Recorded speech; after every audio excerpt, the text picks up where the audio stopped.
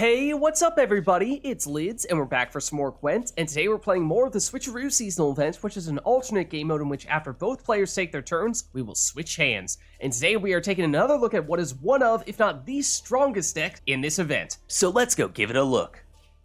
So today we'll be playing an updated version of a Skellige Reckless Flurry deck that we tried once before, and it is incredibly powerful in this event because what we'll do is, at the beginning of round 1, we'll use Oneiromancy into Melusine, or play her directly, and she is incredibly useful in this event because since round 1 tends to go the full length, that means we have tons of time to increase her base power as long as we keep a unit or two next to her for as long as possible. And the reason why that is so important is because then, at the start of round 2, we can use the echoed copy of Oneiromancy, or just go straight into playing a Fucusya to replay Melusine from our graveyard, and we get a ton of carryover from all that base power that Melusine accumulated over the course of round 1. And that is just incredibly difficult for our opponents to match in a minimum length round 2.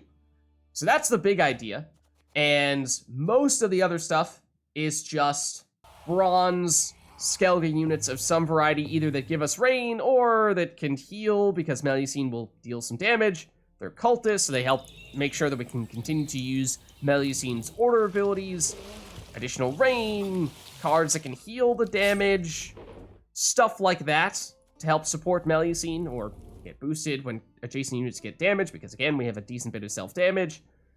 And Drummond Villager, we put in here because we were running out of bronze units, because we also don't have any duplicate cards in our deck, which is one of the reasons why I got, towards the end, we ran out of good bronze units. But the reason why we did that was so that we can get Shupe Stay Off, which is another way for us to get some carryover. Ideally, if we go the Shupe Knight route, we can get an 8-point resilience unit that way. So it's a bit of a backup plan in that case. If for whatever reason you are unable to get Melusine working, then this is your alternative, and again, only works when you have no duplicates in your deck, so that is the case for us, and theoretically, our opponents may have duplicates in their deck, so if you're going to be really clever, you could even delay playing this until later in the round, but that's for the bold. Then we also have a Cerys Fearless that will get summoned out from our deck once we take a fair bit of self-damage, and because Melusine does a lot of self-damage, that will eventually start happening, and so what you tend to want to do with her is you heal a unit that is heavily damaged, so you get a lot of value out of that, and then, because she then has to damage one of your units by the same amount, you damage a unit that has 1 or 2 power, and so that you significantly over-damage it. You're getting the full value from the heal, but you're only getting a small sliver of the damage, and so on net, that gives you a lot of additional value. That's the idea with Cerys, and then we also have a Dire Bear. This is almost entirely here for when your opponent is playing Northern Realms with an Archgriffin deck / Erland deck. That is perhaps the next strongest deck in this event, or arguably the strongest deck in this event. So if you see your opponent throw down an Erland and they're set up to get a 40-point boost on him, then dropping a Dire Bear in that row obviously is a fantastic way to shut that down. So that's a look at the deck. That's just about all there is to it. If, for whatever reason, you have a way to get a card from your graveyard out, but you didn't get Melusine in round 1, then Rioghan is backup plan. He starts in your graveyard. He's an 8-power unit. Hopefully you have some rain on your opponent's side of the board, so you can get a little more value out of him, but worst comes to worst, you at least have something to benefit from using Fucusya if maybe you get her in round 1. Or alternatively, we do also have Sigrdrifa's Rite, which is another way to summon a card out from our graveyard. So again, Rioghan is the alternative plan in case you get Sigrdrifa's Rite in round 1 and you don't have anything else in your graveyard, or you have both Sigrdrifa's Rite and Fucusya, any combination of those types of things. And it is all about that huge carrier from Melusine means that if you can win round 1, then you have just a boatload of tempo in round 2 that your opponent is going to find almost impossible to match. So let's go see it in action. Alright, so going up against Northern Realms here, and he'll go first. Okay, so we have a few key cards here. Those being Fucusya, we need to save that for round 2 so we can use it to get Melusine back from our graveyard onto the board.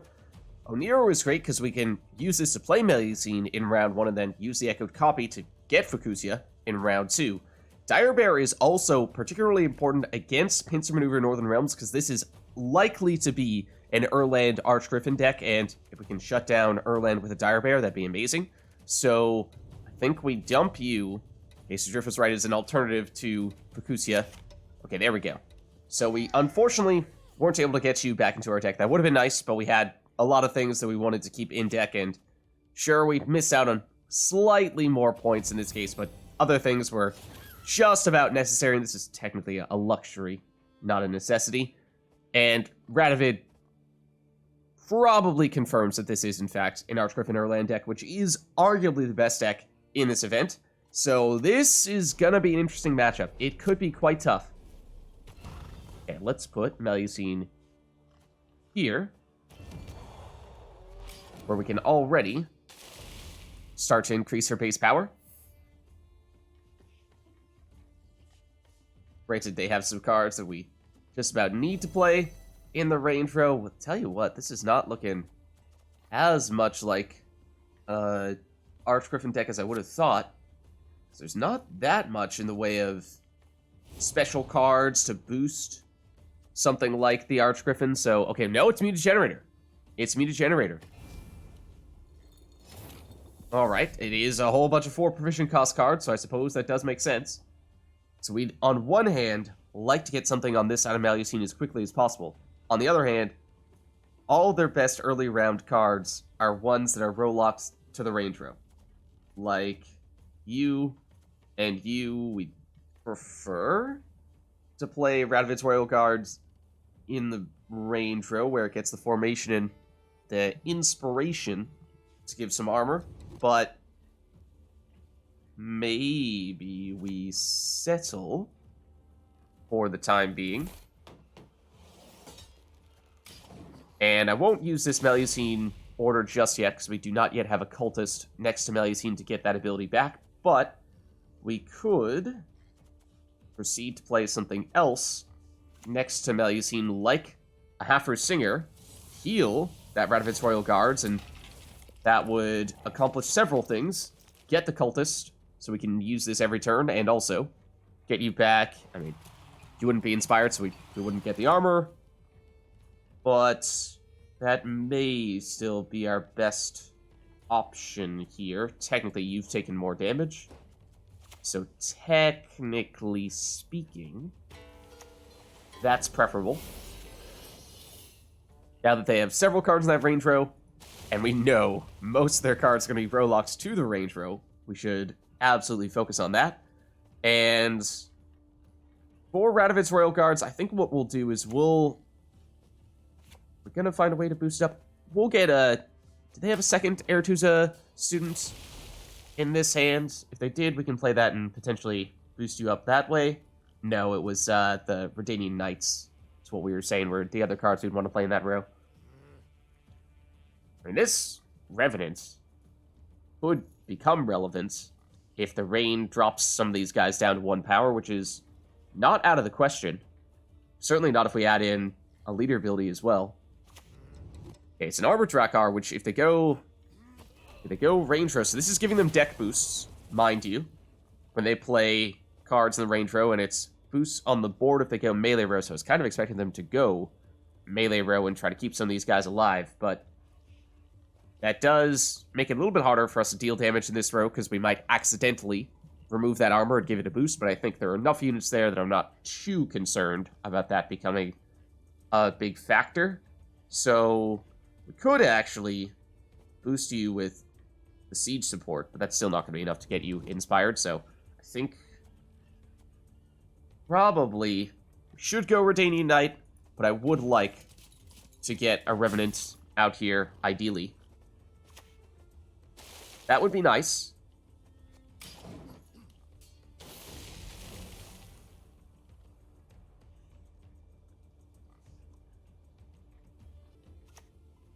Okay, Siege Tower. They do not have the crew. And yeah, they're loading up more on that range row. Again, they want to because it's giving them deck boost with Muta Generator, so they probably do have Erland. They may not have an Archgriffin, but they probably do have Erland. And that does mean that Dire Bear could be a big factor for us if we can get one of those. So now, I mean, for what it's worth, we do have Rioghan in our graveyard. So Sigrdrifa's Rite gives us something, especially when they have some turns of rain starting to pile up here, whereas it does not give them anything. So that's a nice little ace up our sleeve. But for right now, we could start healing you, and in doing so, or you for that matter, preferably you, and in doing so, trigger the Havfrue Singer, give us some more points that way. I think that's probably what we go for. Either that or it's Heymaey Protector, which will get boosted from the damage we take here. I think we go this route. More rain, again, because since we can Sigrdrifa's Rite, presumably, they're going to let us play this. There's Cerys as well, so we can use this to heal some of our damaged cards as well. Granted, that meant that the Svalblod Cultist was perhaps not quite as important as we made it seem, although this also damages a card every turn, so that's one of the reasons why we got Cerys out as quickly as we did. Okay, they'll use the Heymaey Protector, which is the one card that made little sense to play in the melee row, because we're definitely damaging all these guys with all the rain. Not gonna happen for this guy, with no one next to it, so that's kind of fine for us. Now, I was saying I'd like to go Revenant, and the thing that's gonna make that tricky is that if they do start continuing to play cards in the melee row, we're gonna see a lot more boosts here, and potentially, although it only boosts cards with the same provision, right? So Knickers, for example, if he gets damaged further, will permanently be a 1. It's not like he's going to get boosted further. So why don't we go here, use this. We'll heal Roach for 3. Oh, actually, we should have healed you. You were higher priority. Well, we can do this. It's okay. Everything's fine. Everything's fine. Don't worry about it. Heal you soon.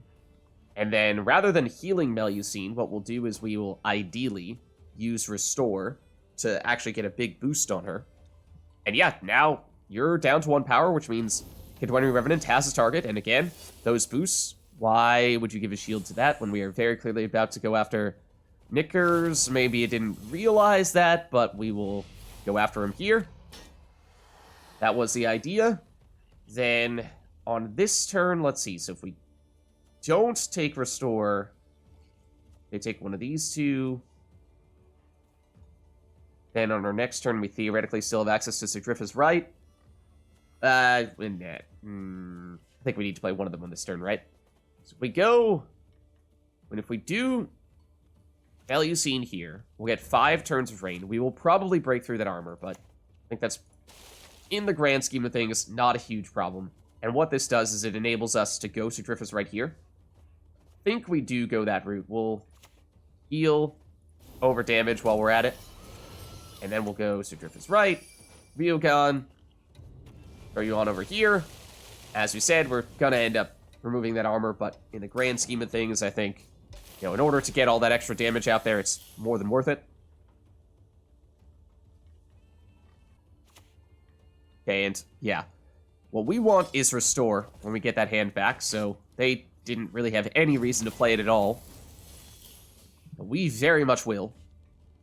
So, still go Rain here, and have enough time to benefit from that. And we actually want Melusine to get as damaged as possible in this case, so that Restore is worth more points.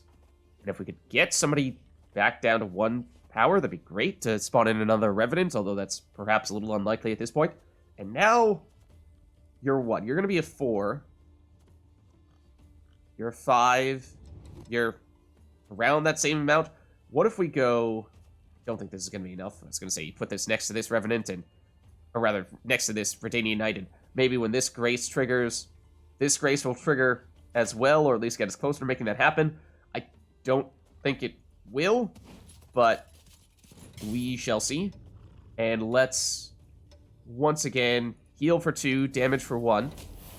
Technically speaking, we could, actually should have, Oneiromancy Revenanted ourselves on this Deafening Siren, which I think didn't even occur to me because I was playing some Rogue Mage recently, in which I actually was currently playing a deck with a Drog and Oneiromancy Revenants, and oddly enough, in Rogue Mage, Oneiromancy Revenant is almost the same and then it can damage your opponent's cards for 1, and if it gets the death blow, spawn in another one. You cannot damage yourself. So maybe, in the back of my mind somewhere, that's what I was thinking.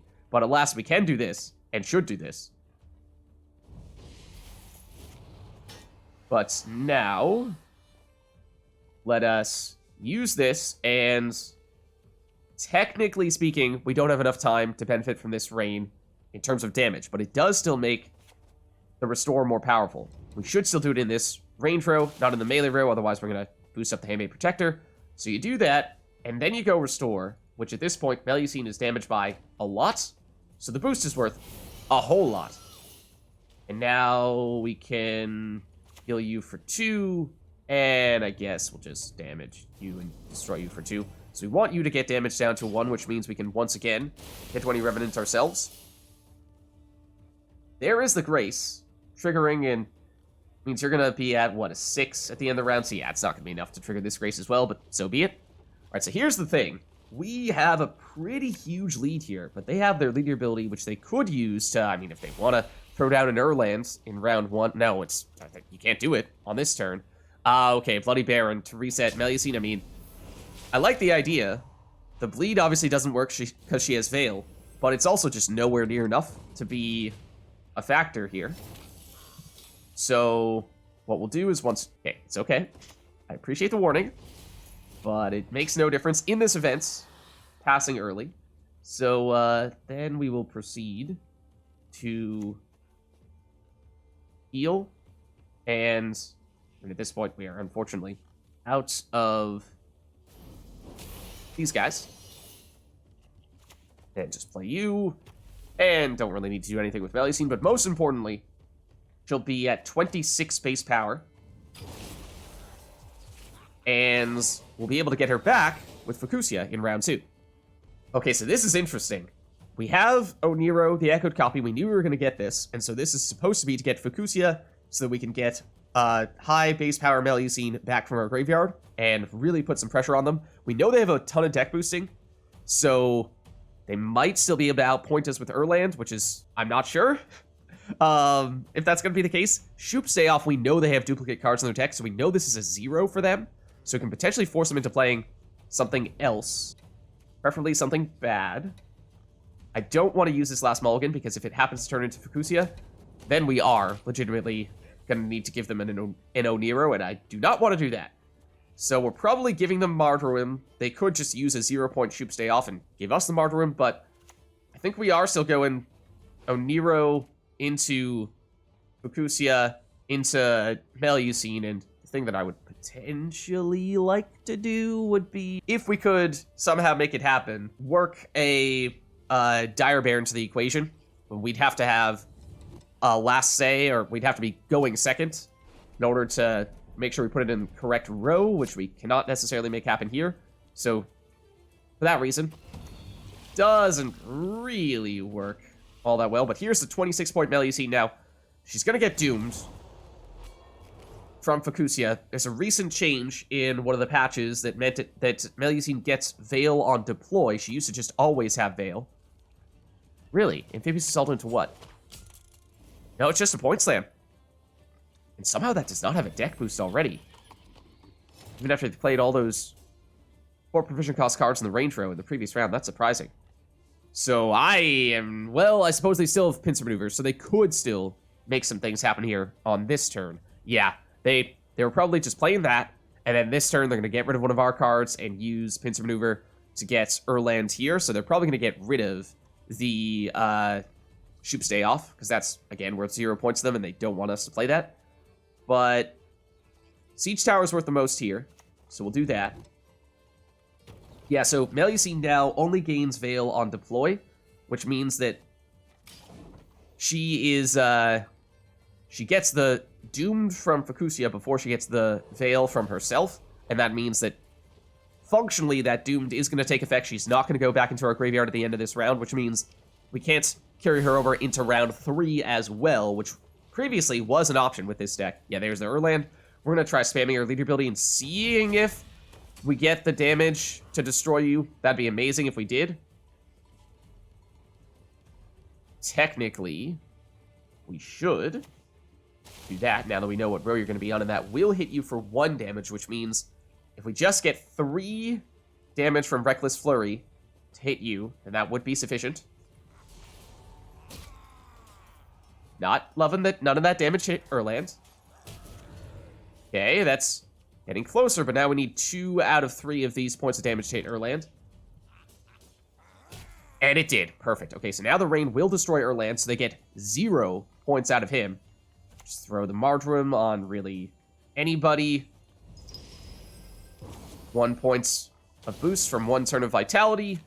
And now they can use Pincer Maneuver, but it doesn't matter. We took away their key card, which means we'll take the win. Alright, so going up against Syndicate here. And they'll go first. Okay, so we have Melusine in hand to start off with. That's great. We'd ideally love to have Oneiromancy to get Melusine that way, and then use the Echoed Copy in round 2 to get Fucusya to replay Melusine, but, you know, well, except we can't have you in round 1. Okay. Would love to see that in round 2, but a little too early for that. So presumably, this is a pure coin-generating Pirates Cove deck that is relying entirely upon their leader ability, Seed Jackal, to convert those coins into points. At least that's how they should have built this deck. So we shall see. We're going to play Melusine first so that they do not... Oh, we didn't even see we had Sigrdrifa's right in hand. That's another card we would have liked to have kept in our deck, because that is another way we can potentially get Melusine out from our graveyard in round 2. But alas, we are all in on Fucusya in round 2 in that case. And let's see. So is it as we suspected? For the most part, yes. It's not a perfectly optimized deck because they at least gave us the option to get a little bit of damage. So we will go that route. And value here as well. We can also eavesdrop to swap out one of their cards if absolutely necessary. Technically, they'll have the chance to play that before we do if we go that route. So we'd still prefer to do something like Dip in the Pontar, or actually Smuggle would be better still. So we can get a unit next to Melusine here, which is quite nice. So that means quicker way to increase her base power, which is what we are very much trying to do. That is the way we're getting all of our carryover. Maximize the base power on Melusine so that when she comes back in round 2, it is much more effective. Honestly, didn't even notice they had a second Smuggle. Okay, so then we'd like to have a Cultist on the other side of her, ideally, because that way we can guarantee we can continue to use this Order ability. So it could be Svalblod Fanatic, which will eventually convert into Bear Abomination, which is worth a little more points. Similar story with the Drummond Berserker, although that's going to flip almost immediately, and we like when it's in this form, so maybe that's not ideal. It technically is capable of healing as well, but I think we go Svalblod Priest, because it will then proceed to boost itself up even after Melusine damages it, so it is the most sustainable source.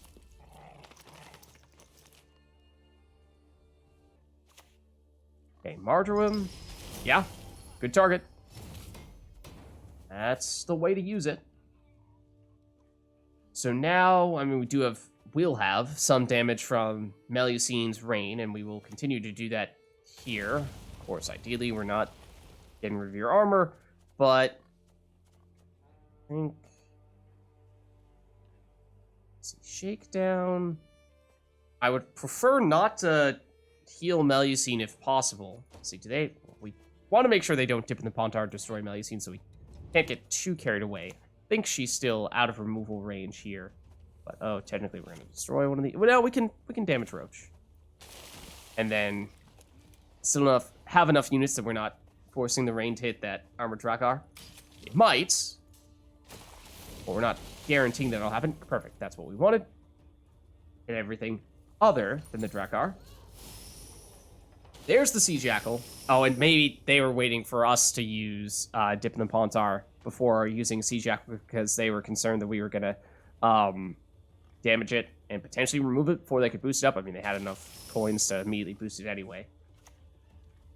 But the reason why I'm not boosting Melusine is because we will soon How soon, you ask? Quite soon. Get Cerys out from our deck, and best value out of that will be to heal Melusine by a whole lot and then just overkill damage someone else. But for now, we should go little Havfrue and heal you, so that Melusine still has a target. And now every time we do that healing, we'll spawn in a Deafening Siren, which will likely be our sacrificial Siren for when we heal Melusine with Cerys. And there she is.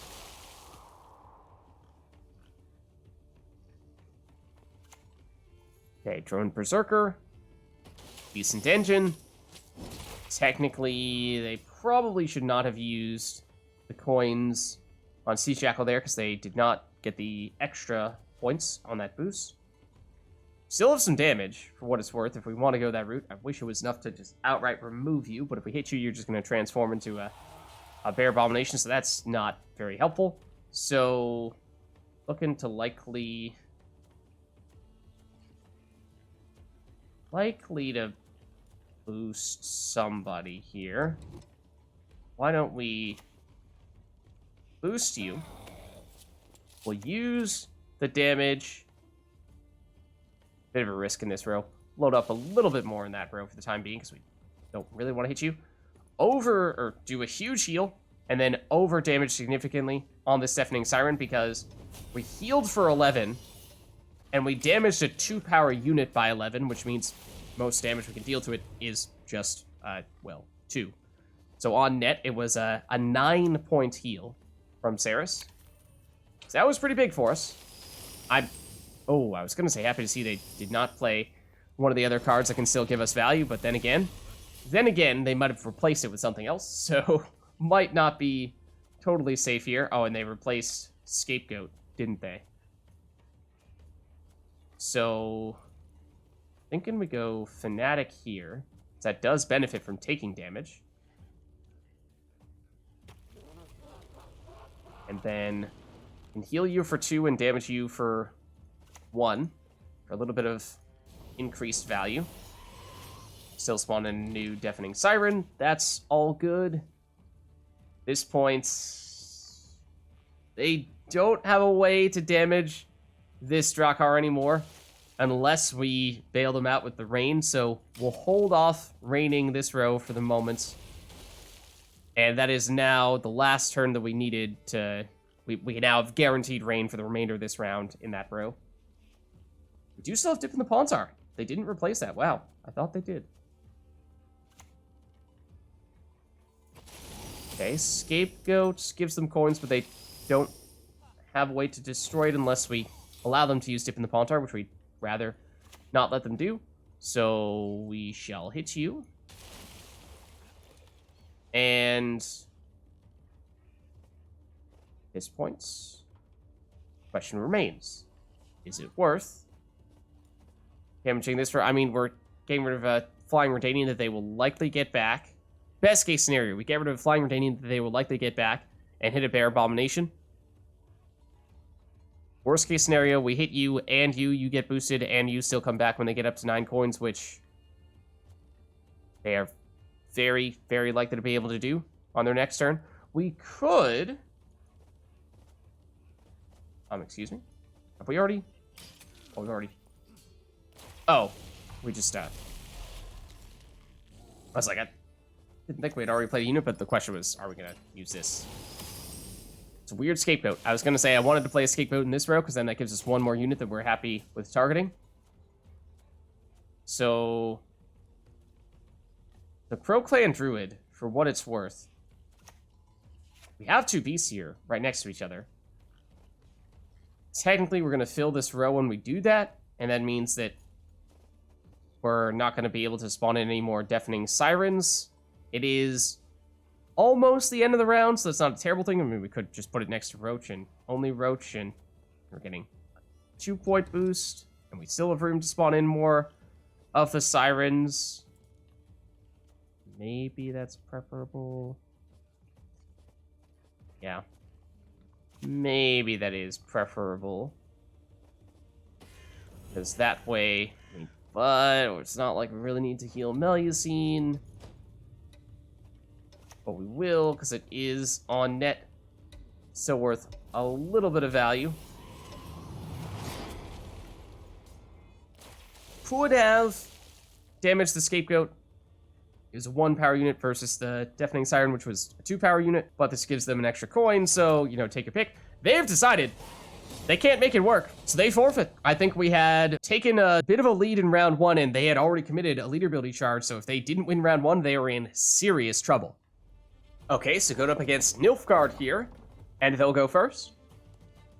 Okay, so we have several cards in our hand that we do not want to have in our hand here. Notably, no Melusine, no way to get Melusine, so that's not good. We don't want to see Cerys Fearless. We don't want to see Knickers. We'd rather not have Sigrdrifa's Rite, because that would be a potential way to get Melusine back in round 2. I think we prioritize dumping you. And they have Curse Scrolls. If we give them you, they can put it back into their deck, which is unfortunate, so maybe we settle for not having Sigrdrifa's Rite. No Melusine, though. And that means Sigrdrifa's Rite just doesn't really have a great target, and in round 1, there might not be many things for them to use Sigrdrifa's Rite on, if they just don't have anything in their graveyard at all. We do have Rioghan in our graveyard, so that is still an option. And they go Rune Mage first. So it looks like they're going Assimilate, which I feel like is a bit of a trap. Okay, they are a Renfree deck. That is the only reason why they would do that turn 1.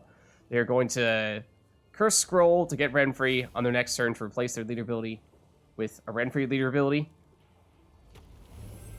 Otherwise, they're just playing hyper aggressively. But yeah, I think that Assimilate is a little bit of a trap in this event, because although you get tons of boosts on your Assimilate engines, because every time you switch hands with your opponent, you're playing cards that are not from your starting deck. However, you're giving your opponent access to a bunch of Assimilate cards as well. So it's great for both you and your opponent, is the tricky part. And technically, one of those Assimilate engines does have Purification. Means Shupe stay off might not be safe if we go the Resilience route. We are about to get their hands. If they have one of those types of cards, we can play it. If they have 2, then we're in trouble. So we'll take our chances. We'll take our chances. We did not get Resilience. Ooh. Ooh, that's not great. Okay, we can go the damage route. That is the best option for us here. And if we do that, hit Slave Hunter, maybe remove it. Reckless Flurry could potentially give us the damage to make that happen, but I'd rather not sacrifice that right now. So what do we see here? So actually, the Purification doesn't matter. They had a Roach in hand, so they also messed up. Yeah, here's the confirmation. They're a Renfree deck. So normally we'd be pretty fine with that, I think. The problem is, we'd be fine if we had Melusine, and we don't. So that does complicate matters.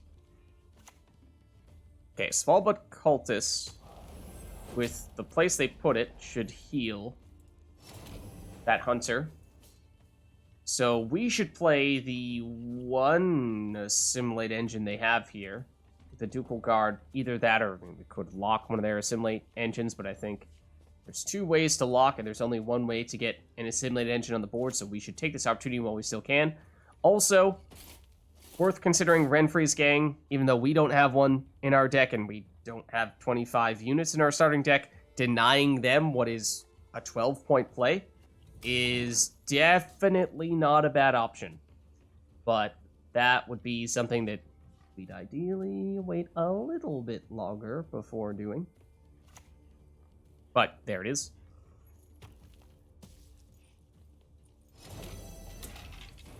Okay. So, in which case, other engines we'd like to develop would be Svalblod Priest is probably top priority. And then if we can get Havfrue Singer to pair up with that, that'd be kind of useful. At the moment, I think we're looking at putting you next to Shupe Knight just because it has the most power. So it's the most ability, most time for you to get powered up.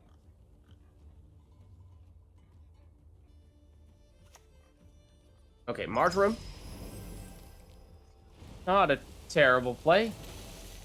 But now we will go and Van Morlehem Hunter lock their Assimilate engine. Which means, as things currently stand, we out-engine them 2 to 1-ish, if you want to call it. I mean, it's a temporary engine.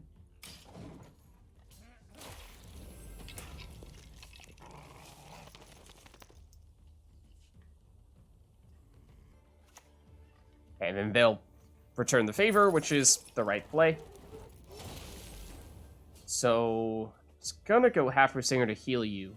It's not as much of a concern now that you're not going to continue to receive damage from the Svalblod Priest. So it's what? Functionally 6, 7, 8 points. Short term, unlikely to be worth much more than that because we're not going to have additional sources of healing beyond. Well, yeah, not going to get Cerys out. Not if Svalblod Priest got locked. So in that case, I think well, it might still be possible. I think we're going the self-damage route. I think we are going all in on self-damage. I was going to say we go Rain to set up Sigrdrifa's Rite to get a bigger Rioghan, but perhaps not. Okay, it is a Melusine Cultist, which, again, would have been the card we would have played if we were trying to set up as much rain as possible, but we opted not to go that route. What we could do here is one of two things. We can either deny them the 8 points and thinning option of Hunting Pack. Obviously, we don't have one in our deck, but like we were saying with Renfri's Gang, it's same general idea, just a little less powerful than that. But Blightmaker is actually really interesting, because if we do that and we put Oneiro at the top of our deck, that means we can guarantee that we draw into some big stuff for the start of round 2, which we may very well want to do here, because round 1 is going to be tough without our key cards. So I think we are more concerned about going this route, and because it was a spell, we technically can do this and take your pick. We're not going to have enough poisons to remove anything, so it's not really a factor, although it is a card that is not from our starting deck, so it does trigger another round of Assimilate, which is nice. Okay, there is the Hunting Pack. Again, what... They played it to deny the poison? That seemed weird. Because they didn't have enough room to summon it out. And they know we don't have an additional source of poison, so that just seems like that was not worth them doing that. But what do I know? Okay, we do have the ability to both deal damage to ourselves and heal, which is what we need to set up the Havfrue Singer. So for that reason, I do like going with this, and not sure we're gonna have enough time to get that Cerys out, but we're gonna try. It does, at the very least, now turn Havfrue Singer into an actual engine. Okay, Drummond Berserker, another card we would have liked to have played, because we want the self-damage to try to get Cerys out, but it's looking like that might turn into a very last-minute thing in this round, or possibly a round 2 thing if we have any additional self-damage. At this point, we're looking at a 4-point Roach, or 4-point Mage Assassin. Just this gives us a little more control over if there's a specific card we want to get rid of, but I'm not really sure there is. Ooh, this was clever. Healing the Drummond Berserker, so it deals damage every turn, remains an engine, does not convert into the Bear Abomination, but perhaps we force the issue there. It's not a huge factor. If they'd done that earlier, it would have been more worth doing this. So it is going to convert you into a unit that has 1 more base power, but it denies you dealing damage every turn, so on net it isn't worth all that much. But if they had done this like the very beginning of the round, then shutting down the engine permanently, would have definitely been worth it. So they're absolutely avoiding Sigrdrifa's Rite because it is a 0-point play for them. So we could use this and get Rioghan out. There's an 8-point body, which is something. Just see the state of Cerys. You are now... Ooh, we'd have to... If we did this, give bleed to you. That's 1 point of self-damage. You damage this. That's 2 points of self-damage. That's still not enough to get Cerys out. It gets us closer and perhaps bring us within the realm of possibility of getting her out in round 2. But even then, it's questionable. So, and the other question is, are we in striking distance here? Or do we perhaps leave Rioghan in deck and consider Fucusya into Rioghan in round 2 as our setup? That might be it, because unless we break out leader ability charges, it's not looking great here.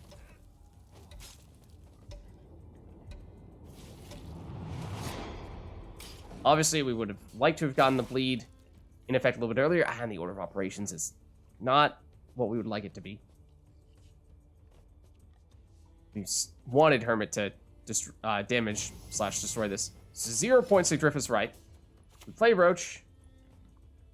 Now we will get a little more self-damage, but it's still, I don't think, is enough for Cerys to come out. Leader ability. 9 points.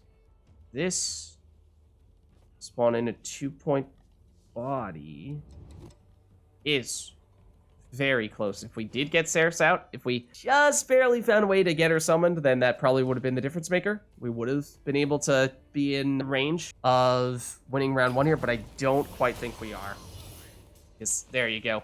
9 points of damage would have still fallen slightly short there, but we guaranteed that we would draw into Oneiromancy, so that's good news. We probably don't want to draw into Cerys, especially not at this point.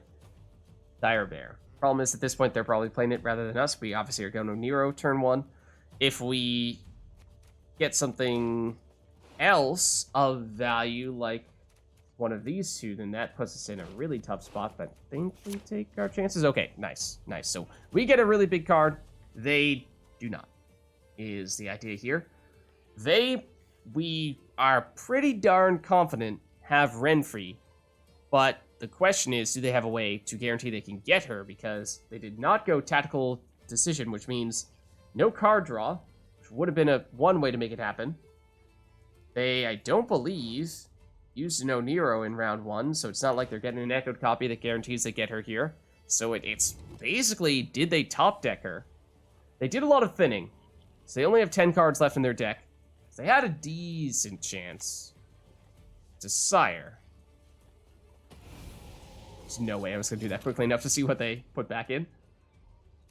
I think it was Roach? No, if it was Roach, we played their Roach. If it was Roach, it would have come out immediately. So I'm not sure what it was. But anyways, it's Oneiromancy. The question is, what the heck are we getting with Oneiromancy? Because ideally, we would have gotten a high base power Melusine set up in round 1. Then this would be Fucusya into Melusine for huge carryover. That obviously did not happen. We could use Melusine nonetheless, but it's not very effective in this case in such a short round, so maybe Fucusya into Rioghan is preferable. Maybe we do just go base power. Base power with Dire Bear, base power with Melusine. I think we do. I think we do. And that way, we're using a combination of this, and we might need to go leader ability to make this happen, and then we'll use echoed copy of Oneiromancy in the next round to get Melusine back. Or Rioghan might be preferable. We'll see what the math is like then. Switcheroo, I think it's better. 1 higher base power. You'll only have time for 1 damage, and we won't. They're functionally the same. They're both 5 points. Either way, put it next to Melusine. It gives us the chance to increase our base power a little bit. We'll benefit from that rain. Have just enough time to do so here. So we would love if we could win this round without needing... well, if this had enough time to flip over into Bear Abomination, but it won't. Okay, so, however, that being said, we should have enough points here, because Melusine will damage by 2, but she'll go up by 2, so we should stay on 14. We'll win by 1. No leader ability charges needed.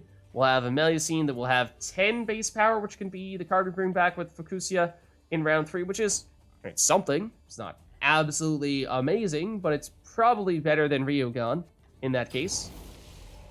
Oh, and that does bring out Cerys as well. We were saying, try to set up that self-damage to get her out, and so we definitely had enough points for that reason. Okay, so here's the Echoed Oneiromancy, which means we want this to be the one good card and have everything else be pretty bad. So we don't really want a Dire Bear. We definitely don't want Fucusya. Okay, that's much better. Much, much better. Those were the 2 cards we did not want our opponent to see. So we go Oneiromancy. We use this to get Fucusya, which we then proceed to... do we want to go same row? I don't think we want to go same row. Question is this or this. We don't have any rain on the board, so this is preferable. So again, ideally we would have had a longer round in which to increase Melusine's base power. Was not the case this time because we didn't have her in round 1. Still had a little bit of time to get her up to a 10. So that's a 14-point play, which is pretty solid. But if they have Renfree, Renfree is, of course, worth a lot. We've not used our leader ability, so we still have that. So we could be close if they have Renfree. If they do not, then we're in decent shape here, I think. T-Bor is a 10-point slam, and if they didn't play Renfree there, then I think that means they don't have a Renfree. Otherwise, they would have needed to have played her turn 1. So, alas, it's looking pretty solid here. I'm pretty sure we saw a Hunting Pack before, did we not? That's the card they put back into... Why did they put that back into their deck with the Sire? Yeah, here's the other one. That's weird. But this is technically worth 5 points. This is only worth 4. So we'll do this. We've confirmed that... The reason why I didn't want to put things next to Melusine was because in case they had Renfree and they had the deal 7 damage to a unit and deal overkill damage to adjacent units, having a weak unit next to Melusine and allowing them to use leader ability on that and then deal the excess damage to Melusine was not going to be something we wanted to do. So that's why I avoided it, but now that we know they don't have Renfree, that's not a problem. It's not a concern. And they only have 1 unit here, so that means we're not really going to get good value out of that rain. So we'll probably not use that order ability at all. Okay, Tears of Siren gives them a little bit of rain. We'll go with the Drakkar. Unfortunately, doesn't quite have enough time to get boosted from Melusine's damage. But now, technically we break even if we use Melusine's ability here. Could go that route if we really wanted to. But let us... I guess technically that means if we had used it previous turn, it could have worked, but we didn't know they were going to spawn in a Deafening Siren in the same row as T-Bor anyway, so yeah, couldn't have done it last turn anyway. Obviously, we're using leader ability here, because we still have it, and that will significantly weaken them. And that means they definitely will not be able to catch us here, not with a Hunting Pack, so we'll take the win.